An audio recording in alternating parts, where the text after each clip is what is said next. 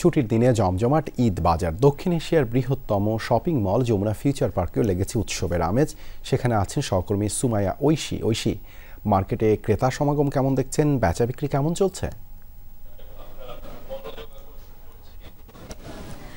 দেবাশিস, ক্রেতা সমাগম কিন্তু শুরু থেকেই ছিল, অর্থাৎ রমজানের শুরু থেকে আমরা দেখেছিলাম যে ক্রেতারা আসছেন, কিনছেন, ঘুরে ঘুরে দেখছেন এবং যত ঈদের সময় কাছাকাছি আসছে ততই ক্রেতাদের সমাগম বাড়ছে।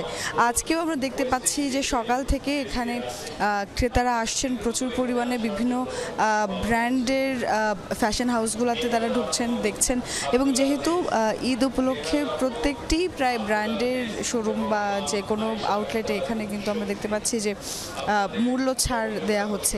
কোথাও 25%, কোথাও 50% পর্যন্ত মূল্য ছাড় আছে এবং সেই সঙ্গে ঈদ উপলক্ষে প্রচুর নতুন কালেকশন নিয়ে আসা হয়েছে। যদিও আমরা দেখেছিলাম যে রমজানের শুরু থেকেই অনেক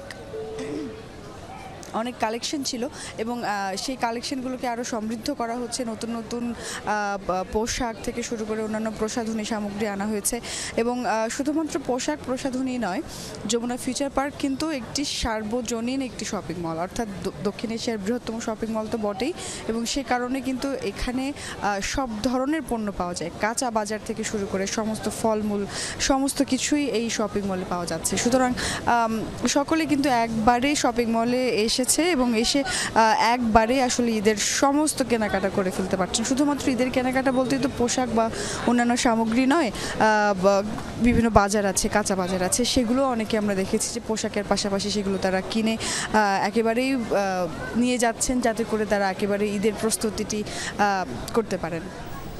ধন্যবাদ ঐশী যুক্ত হবার জন্য।